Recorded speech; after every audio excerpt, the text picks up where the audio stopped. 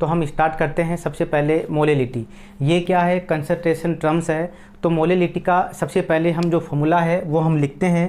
तो मोलेलिटी का जो फॉर्मूला है वो क्या है, number of moles of solute, और उसके बाद में यहाँ पर क्या है, मास of solvent in KG, mass of solvent in KG, solvent in KG.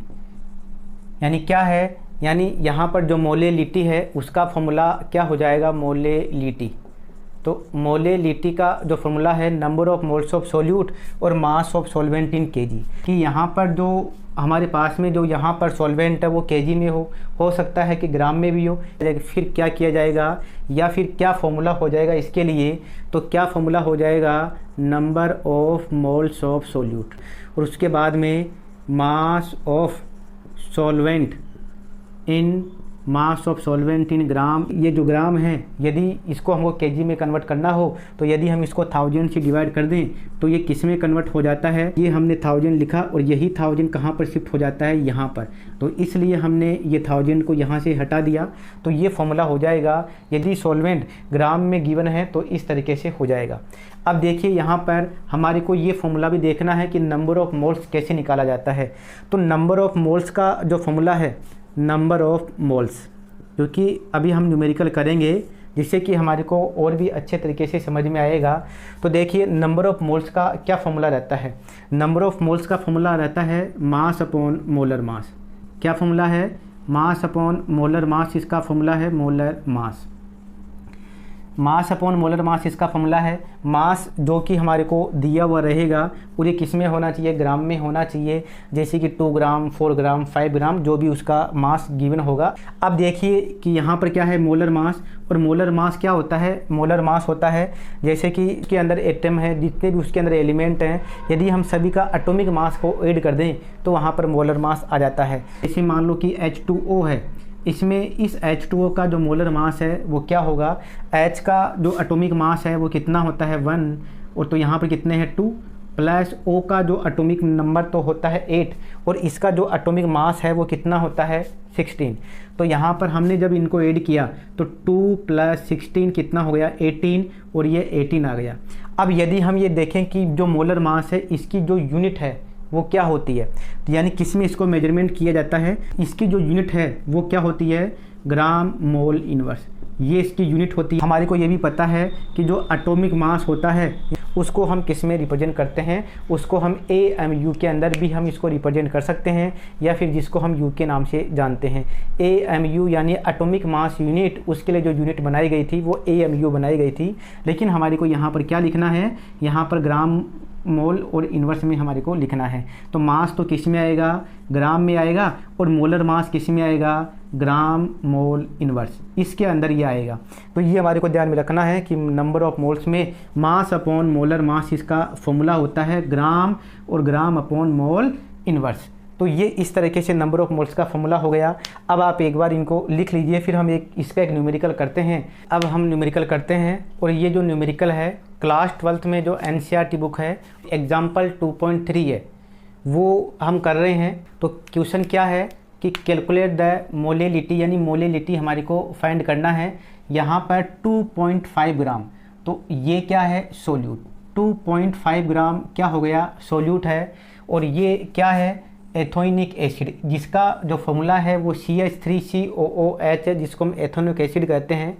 उसमें क्या है, यानी 75 ग्राम बेंजीन, जो किसके अंदर है, जो 75 ग्राम बेंजीन के अंदर है। 75 है, ये क्या हो गया, सॉल्वेंट हो गया, यानी ये सॉल्वेंट हो गया, यानी बेंजीन का सॉल्यूशन है। अब यहाँ पर जो ये क्या है, ये सॉल्वेंट है, और इसका जो फॉर्मूला होता है बेंजीन का C6H6 इसका फॉर्मूला होता है। अब देखिए यहाँ पर सबसे पहले हमारे को क्या गिवन है वो हम लिखते हैं। गिवन है वो क्या है, mass of solute, mass of solute यहाँ पर गिवन है।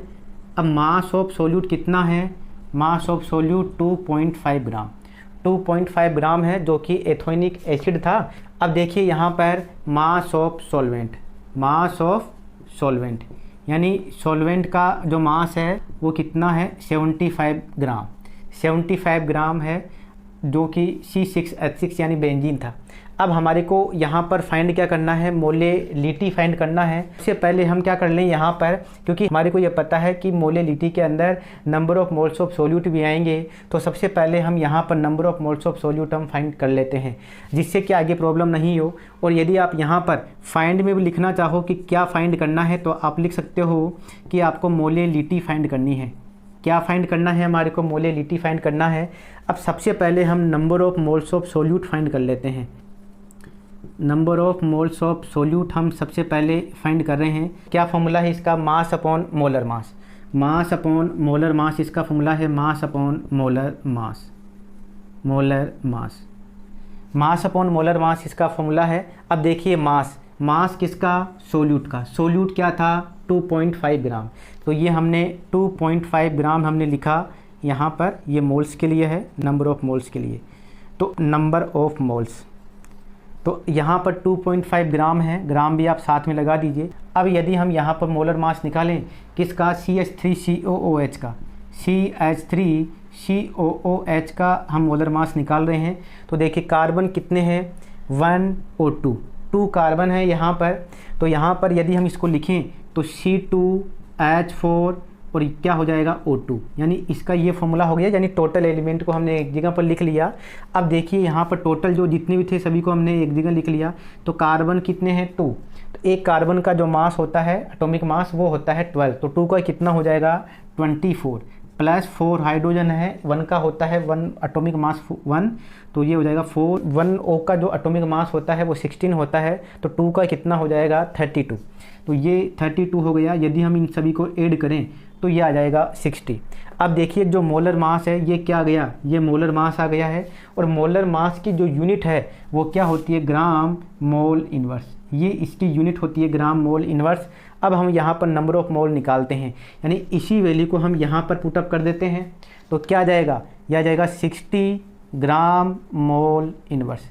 ये यहाँ पर आ जाएगा 2.5 ग्राम और 60 ग्राम मोल इनवर्स, ये आ गया। जी से जी कैंसिल आउट हो जाएगा। और यहाँ पर जो कितना है, तो मोल कितने आ जाएंगे, 0। इसको जब हम 2.5 को 60 से डिवाइड करेंगे, आप डिवाइड करके देखना, तो 0.0417 मोल।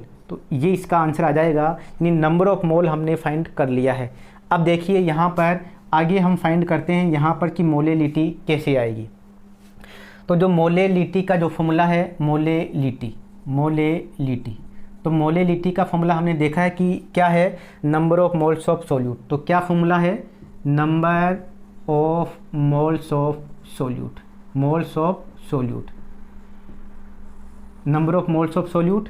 और यहाँ पर क्या आएगा, मास of solvent, mass of solvent in KG, mass of solvent in KG, यानी केजी के अंदर जो मास है वो हमारे को लिखना पड़ेगा।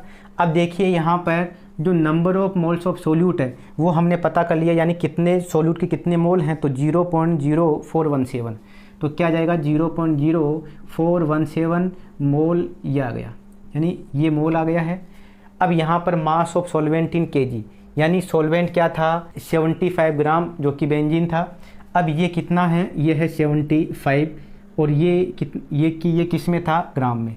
हमारे को किस में लेना है, तो हमारे को यहाँ पर इसको केजी के अंदर लेना है। तो केजी में लेंगे तो यहाँ पर क्या करना पड़ेगा, हमारे को यहाँ पर 1000 करना पड़ेगा।